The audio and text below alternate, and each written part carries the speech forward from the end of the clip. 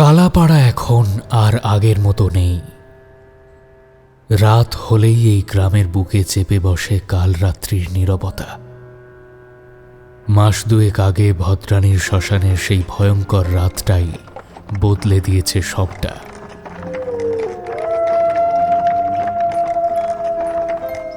এখন সূর্য ডোবার সাথে সাথেই মানুষজন ঘরে খিল দিতে থাকে।